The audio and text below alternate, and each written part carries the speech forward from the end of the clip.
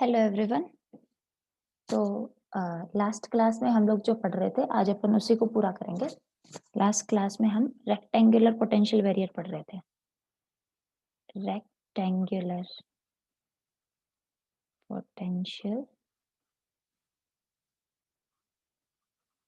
Potential barrier, और जैसे कि स्टेप पोटेंशियल में होता है वैसे ही रेक्टेंगुलर पोटेंशियल बैरियर में भी दो केसेस होते हैं। अगर पार्टिकल की एनर्जी बैरियर की हाइट ई से कम है और पार्टिकल की एनर्जी बैरियर की हाइट v0 से ज्यादा है। माना ये इस तरीके का पोटेंशियल अपने पास है, ये x इक्वल्स टू 0 है, ये x इक्वल्स टू a है, यहाँ पे पोटेंशियल v0 है। ठीक है, पार्टिकल एक इंसिडेंट होता है और हम e ग्रेटर देन v0 वाला केस पढ़ रहे थे। e लेस देन v0 वाला केस हमने क्लास में कर लिया था। e ग्रेटर देन v0 वाले केस में पार्टिकल रेक्टेंगुलर पोटेंशियल बैरियर पे इंसिडेंट होता है। अगर हम क्लासिकल अप्रोच से देखें, अगर हम समझें कि क्लासिकल अप्रोच वैलिड थी, तो पार्टिकल जब रेक्टेंगुलर पोटेंशियल बैरियर पे इंसिडेंट होता है तो पार्टिकल पूरा का पूरा ट्रांसमिट हो जाना चाहिए और उससे रिलेटेड वेव भी पूरी तरीके से ट्रांसमिट हो जानी चाहिए। इसका मतलब ट्रांसमिशन कोफिशिएंट्स की वैल्यू 1 होनी चाहिए और रिफ्लेक्शन कोफिशिएंट की वैल्यू 0 होनी चाहिए, जिस केस में E ग्रेटर देन v0 है। लेकिन क्वांटम मैकेनिकली इसके रिजल्ट्स डिफरेंट आते हैं, तो वो अब हम देखेंगे। E ग्रेटर देन v0 है, वही वाला एनालिसिस करते हैं। माना ये रीजन 1 है, ये रीजन 2 है, ये रीजन 3 है। रीजन 3 फर्स्ट में श्रोडिंगर इक्वेशन क्या होगी? d2 psi first upon dx square plus 2me upon h cut square psi first equals to 0। Again 2me upon h cut square को k स्क्वायर मानते हैं, तो रीजन फर्स्ट में Schrodinger equation होगी d2 psi first upon dx square plus k square psi first equals to 0। That implies, ठीक है, ये है रीजन फर्स्ट की। रीजन सेकंड में श्रोडिंगर इक्वेशन देखें। रीजन फर्स्ट है x लेस देन 0 वाले रीजन में, ठीक है। रीजन सेकंड में देखिए, जहाँ पे x less than a greater than 0 है, पोटेंशियल vx v0 है, ठीक है। तो श्रोडिंगर इक्वेशन आएगी d2 psi second upon dx square plus 2m upon h cut square e minus v0 psi second equals to 0, ठीक है। यहाँ पे हम कंसिडर करेंगे 2m upon h cut square e minus v0 को k1 स्क्वायर या फिर k प्राइम स्क्वायर जो भी हो, k1 स्क्वायर कंसिडर कर लेते हैं। तो d2 psi second upon dx square क्या, d2 psi second upon dx square plus k1 square psi second equals to 0। और थर्ड पार्ट में अगर श्रोडिंगर इक्वेशन लिखे, जो थर्ड रीजन है जहाँ पे x is less than a है, x is greater than a है एंड vx इक्वल्स टू 0 है। तो Schrodinger equation same first region की आई थी वैसे ही श्रोडिंगर इक्वेशन आ जाएगी d2 psi third upon dx square plus k square psi third equals to 0, ठीक है। श्रोडिंगर इक्वेशन लिखी थी, फिर तीनों रीजन में श्रोडिंगर इक्वेशन के सॉल्यूशन। ये इक्वेशन है, इसका मैथमेटिक्स से इजीली सॉल्यूशन निकल सकता है और हमने लिखे थे सॉल्यूशन क्या थे? सॉल्यूशन लिखते हैं, साई फर्स्ट क्या था, a sin kx plus b sine थोड़ी था, a exponential iota kx, a exponential iota kx plus b exponential minus iota kx। Second region में श्रोडिंगर इक्वेशन क्या थी? श्रोडिंगर इक्वेशन का सॉल्यूशन क्या था? c exponential iota k prime x plus d exponential minus iota k prime x। और third region में Schrodinger equation का solution क्या था? e एक्सपोनेंशियल ई हमने लिखा ही नहीं था क्योंकि ई से हम एनर्जी को रिप्रेजेंट करेंगे। तो एफ एक्सपोनेंशियल आयोटा के एक्स प्लस जी एक्सपोनेंशियल माइनस आयोटा के एक्स। हम जानते हैं कि थर्ड पार्ट में रिफ्लेक्टेड वेव नहीं हो सकती, इसलिए जी की वैल्यू 0। इतना हमने लास्ट क्लास में कर लिया था, बस कंटिन्यूटी बनाए रखने के लिए हम फिर से कर रहे हैं। ठीक है, तो let's say Sai first Sai second Sai third को साथ में लिखते हैं। साई फर्स्ट साई सेकंड क्या आ जाएगा, सी एक्सपोनेंशियल आयोटा के prime x plus D exponential minus iota के प्राइम एक्स। और साई थर्ड क्या आएगा, एफ एक्सपोनेंशियल आयोटा के एक्स एफ एक्सपोनेंशियल आयोटा के एक्स। नेगेटिव वाला पार्ट आएगा ही नहीं। अब बाउंड्री कंडीशंस, बाउंड्री कंडीशन है कि x इक्वल्स टू a पे, x इक्वल्स टू 0 पे psi first at x equals to 0 should be equals to psi second at x equals to 0. Again, psi second at x equals to a should be equals to psi third at x equals to a, क्योंकि wave function जब potential में discontinuity finite हो तो wave function continuous होना चाहिए, इसलिए again psi del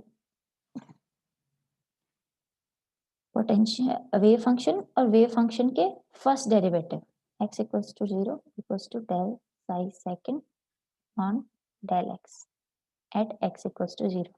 wave function और wave function के फर्स्ट डेरिवेटिव बाउंड्री पर कंटिन्यूस होने चाहिए।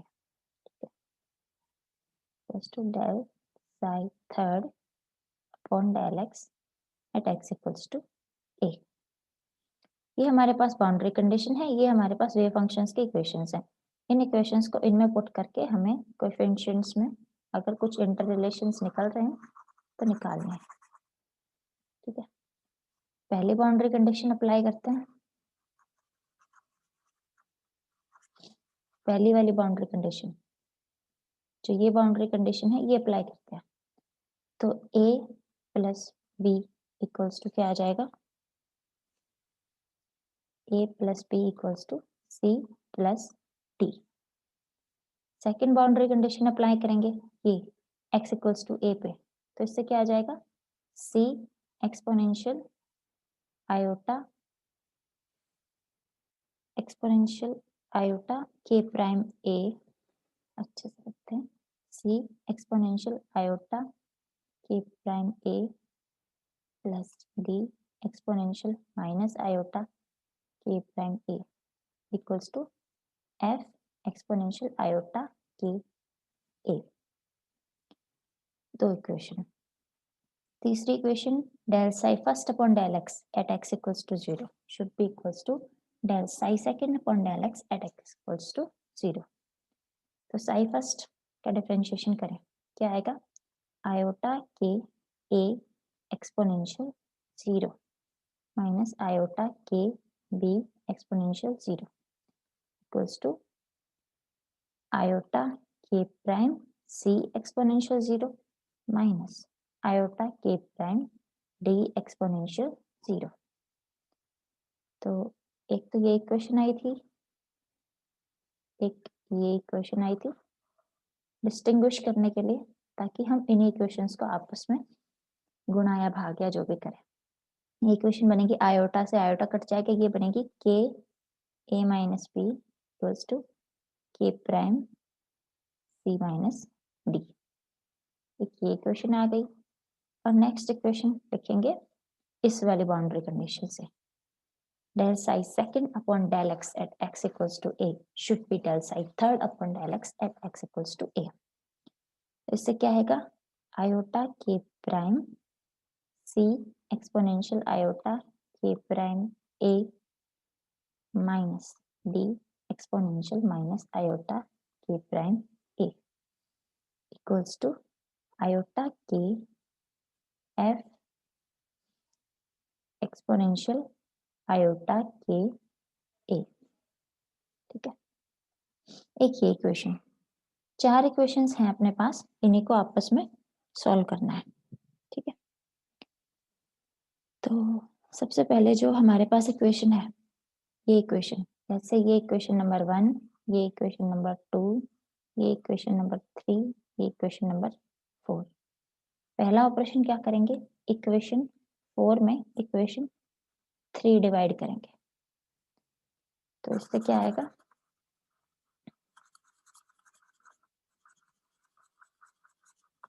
इससे हमारे पास C अपॉन D या फिर D अपॉन C का रिलेशन आएगा।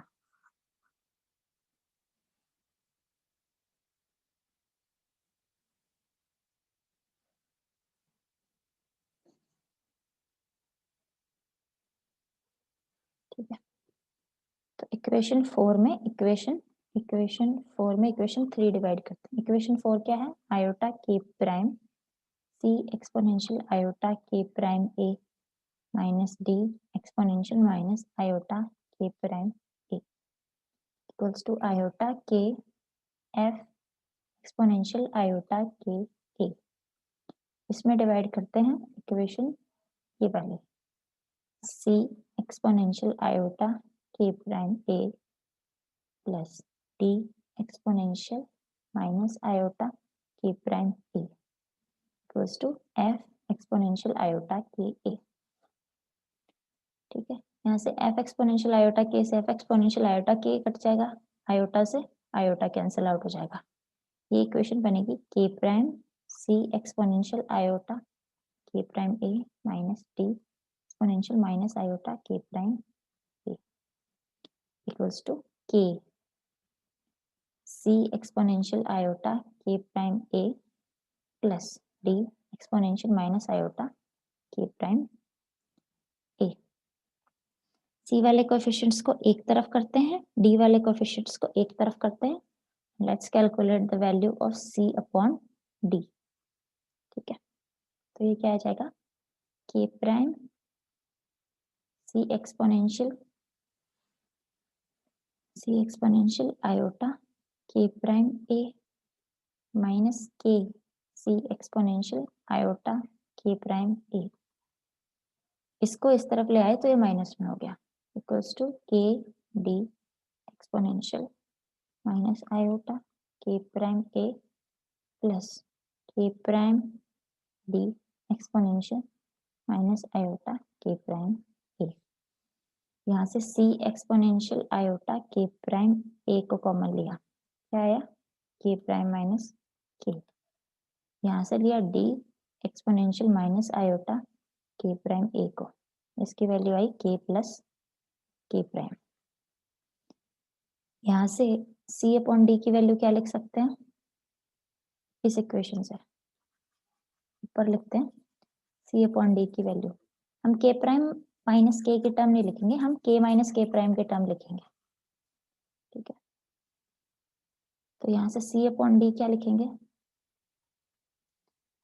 K plus K prime upon minus K prime. क्या था ना, एक माइनस बाहर लेते हैं, K माइनस K प्राइम के टर्म लिखेंगे, exponential minus 2 iota K prime A। ठीक है, इस माइनस को यहाँ की जगह यहाँ भी लगा सकते हैं। ठीक है, C अपॉन D की वैल्यू, ये वैल्यू इंपॉर्टेंट है, ये काम में लेंगे। D अपॉन C की वैल्यू यहाँ से अगर बाद में काम में लेनी हो तो इसकी वैल्यू आ जाएगी minus K prime upon K plus K prime exponential 2 iota K prime A। D upon A की वैल्यू प्लस में। ठीक है, अब क्या करेंगे, एक सॉल्यूशन अपने पास हो गया जो D और C और D में इंटर रिलेशन देता है। नेक्स्ट सॉल्यूशन कैसे निकालेंगे, ये इक्वेशन 1 है, इक्वेशन 1 को K से मल्टीप्लाई करेंगे। ठीक है, इक्वेशन 1 को K से मल्टीप्लाई करेंगे और उसके बाद इक्वेशन 3 में जोड़ देंगे। ठीक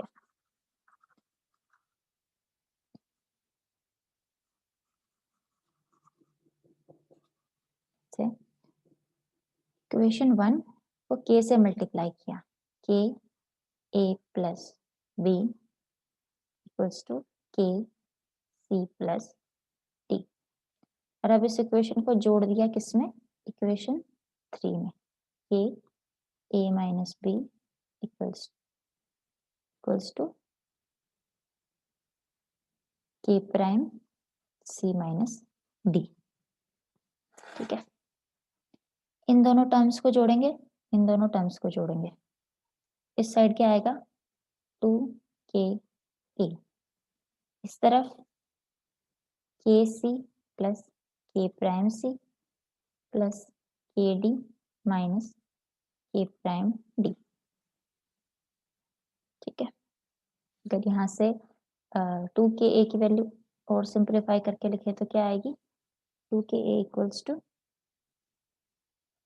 c k प्राइम, k हम k प्राइम लिखने लग गए क्या, लेट्स से जो k1 है उसी को k प्राइम लिख रहे हैं। ठीक है, थोड़ी सी चेंज हो गई है, तो स्टार्टिंग में या तो k1 कर लेना या फिर k1 और k प्राइम एक ही है, एक ऐसा स्टेटमेंट लिख देना कि let k1 equals to k prime, माना k1 equals to k prime, जो भी है। ठीक है, तो इसकी वैल्यू क्या आ जाएगी, c k plus k prime minus d k prime minus k, लिख सकते हैं। तो यहाँ से 2a की वैल्यू क्या आ गई, that implies the value of 2a equals to c 1 plus k prime upon k plus d 1 minus k prime upon k। ठीक है, प्लस माइनस का ही है, एक इक्वेशन ये आ गई अपने पास। ठीक है, ये इंपॉर्टेंट इक्वेशन, इसका करेंगे बाद में यूज। नेक्स्ट क्या करेंगे,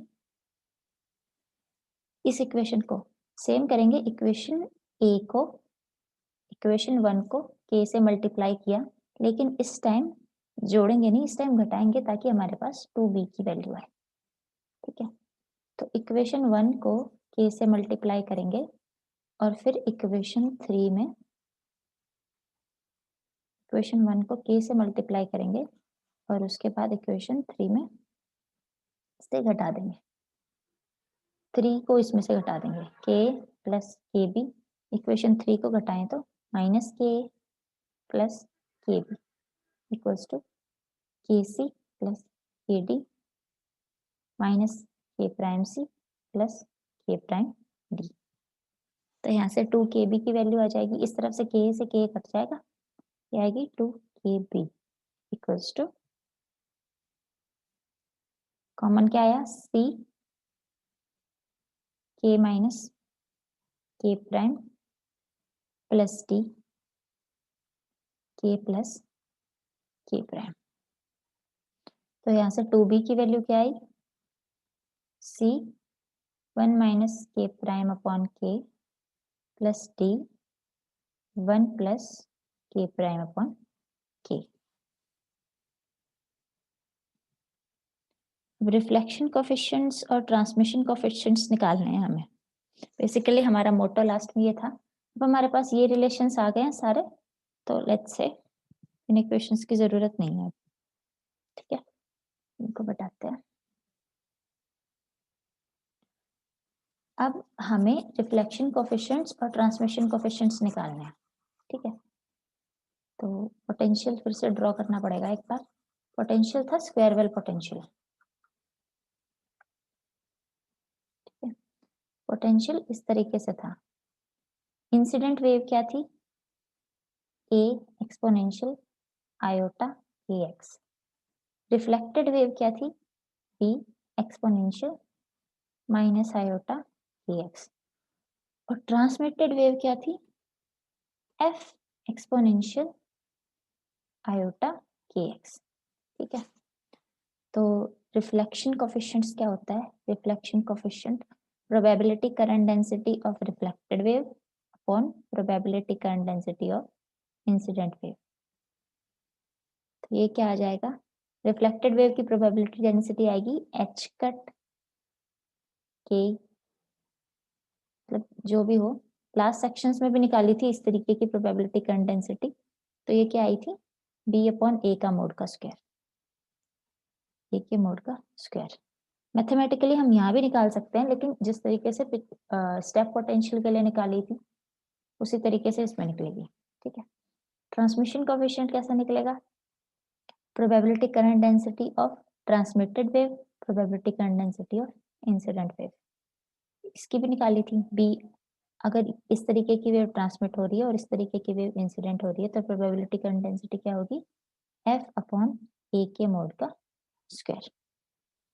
तो हमें क्या चाहिए, हमें चाहिए b अपॉन a और हमें चाहिए f अपॉन a, और हमारे पास हो जाएगा रिफ्लेक्शन कोएफिशिएंट्स और ट्रांसमिशन कोएफिशिएंट्स। तो सबसे पहले b अपॉन a कैलकुलेट करते हैं। b अपॉन a की वैल्यू क्या है, b की इक्वेशन ये रही, a की इक्वेशन ये रही, इन दोनों इक्वेशंस को आपस में डिवाइड करेंगे तो b अपॉन a की इक्वेशन आ जाएगी। ठीक है, तो ऐसे करते हैं।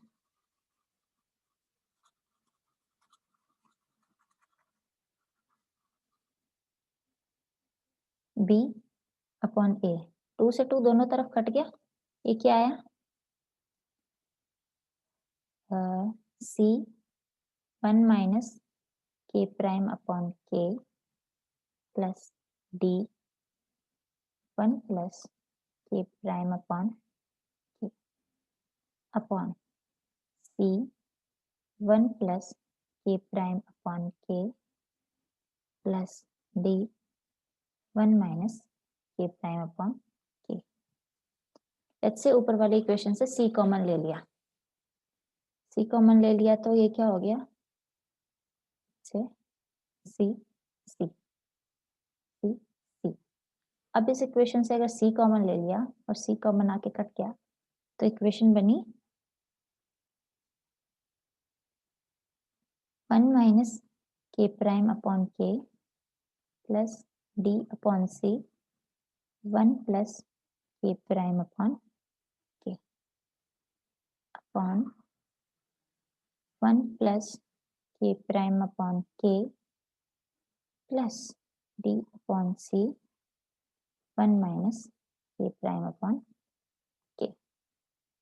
ठीक है, इस इक्वेशंस में क्या करेंगे, हर जगह से k कॉमन ले लेंगे, डिनोमिनेटर में भी k कॉमन आ जाएगा, न्यूमरेटर में भी k कॉमन आ जाएगा और k से k कॉमन आके कट जाएगा। ठीक है, v अपॉन a की वैल्यू क्या आएगी,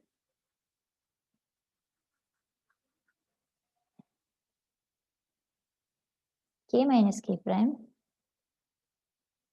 यहाँ से ले रहे हैं k कॉमन, अगर यहाँ k कॉमन लेंगे तो ये k माइनस k प्राइम हो जाएगा, और यहाँ k कॉमन लेंगे तो ये k प्लस k प्राइम हो जाएगा।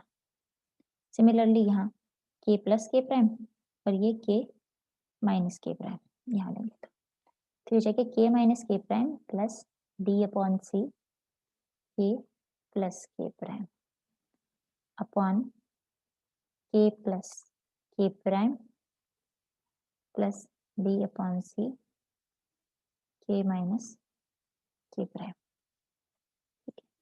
अब d अपॉन c की वैल्यू हमें पता है पिछली इस इक्वेशन से, d अपॉन c की वैल्यू, तो d अपॉन c की वैल्यू रख देंगे, b अपॉन a की वैल्यू आ जाएगी k minus k prime plus plus यहाँ माइनस है तो माइनस आ जाएगा k minus k prime upon k plus k prime, यहाँ पे क्या था k plus k prime exponential 2 iota k prime a upon k plus k prime plus d upon c की value k minus k prime upon k plus k prime, यहाँ है k minus k prime exponential 2 iota k prime a। ठीक है, अब इन्हीं चीजों को आगे सॉल्व करते जाएंगे। मैं फाइनल रिजल्ट बता देती हूँ, जो अटेन करना है b अपॉन a की वैल्यू को सॉल्व कर लेना। ठीक है, तो b अपॉन a का रिजल्ट आएगा b अपॉन a, यहाँ से k minus k prime cut जाएगा, यहाँ से k minus k prime common आ जाएगा, तो ये आएगा k minus k prime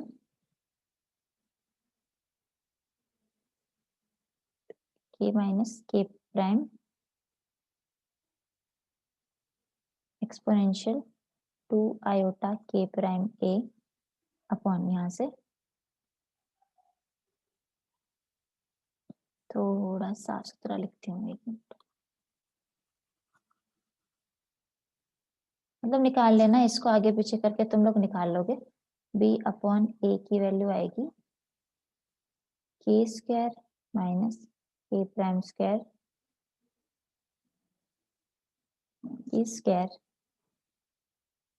sign k prime a upon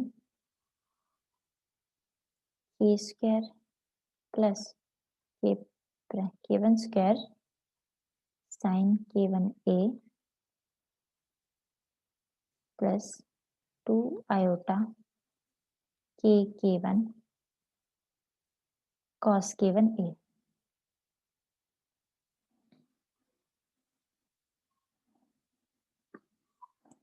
cos k1 a, ठीक है। ये वाली वैल्यू आएगी b अपॉन a की, निकाल लेना, इजीली निकल जाएगी, ठीक है।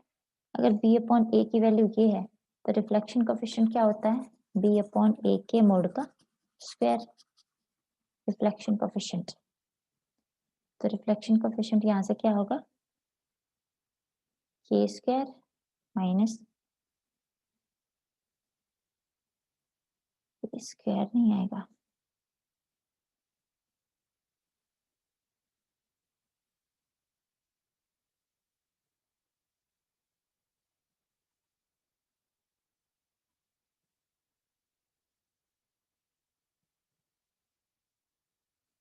रिफ्लेक्शन कोफिशिएंट इसका आएगा b अपॉन a के मोड की स्क्वायर, ठीक है। यहाँ पे स्क्वायर नहीं है, सॉरी, आएगा।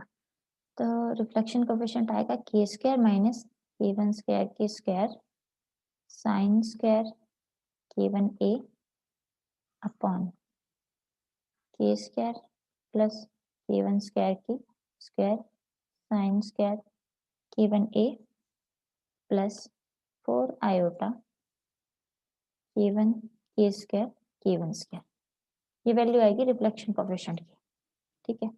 सिमिलरली ट्रांसमिशन कोफिशिएंट है तो f अपॉन a निकालना है, ठीक है। अब f अपॉन a कैसे निकालेंगे, एक वैल्यू आई थी अपने पास, एक मिनट, c अपॉन d की, ठीक है। ये वाली इक्वेशन d अपॉन c की, इस वाली इक्वेशन, इसका यूज करेंगे ट्रांसमिशन कोफिशिएंट निकालने के लिए।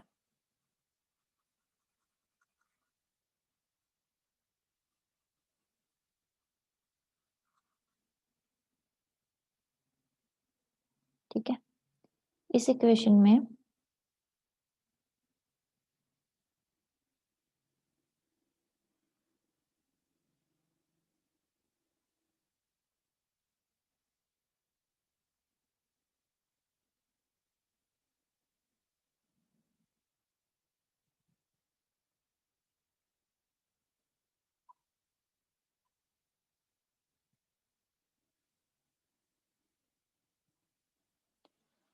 दोनों इक्वेशन लिखते हैं, आपको कौन सी इक्वेशन में किसका भाग देना है।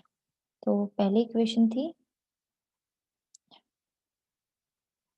c exponential iota k a equals to, equation थी f exponential iota k a equals to c exponential iota k prime a plus d exponential minus iota k prime a, ये इक्वेशन थी। इस equation में हम divide करेंगे, हमको f upon a की value calculate करनी है, तो इसको, ये वाली इक्वेशन को 2a equals to c 1 plus k prime upon k plus d 1 minus k prime upon k, इन दोनों इक्वेशंस को आपस में डिवाइड करेंगे। तो इससे आएगी ट्रांसमिशन कोएफिशिएंट की वैल्यू। तो ट्रांसमिशन कोएफिशिएंट्स की वैल्यू, ट्रांसमिशन कोएफिशिएंट की वैल्यू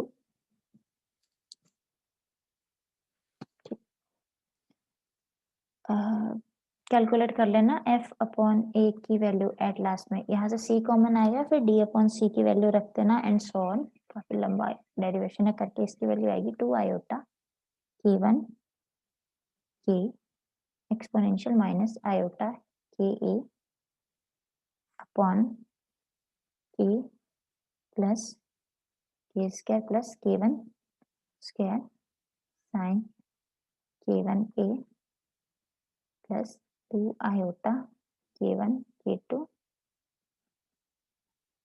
cos k1 a। ठीक है, c अपॉन a की वैल्यू ये आएगी। तो इससे अगर रिफ्लेक्शन कोएफिशिएंट की वैल्यू निकालें f अपॉन a के मोड का square, transmission coefficient f upon a के मोड का स्क्वायर, तो इसकी वैल्यू आएगी 4k square k1 square upon k square plus k1 square का square sine square k1a plus 4k square k1 square. ठीक है, ये ट्रांसमिशन कोएफिशिएंट्स की वैल्यू आएगी। कुछ मैथमेटिकल कैलकुलेशंस हैं जो खुद कर लेना। ठीक है, ओके, थैंक यू।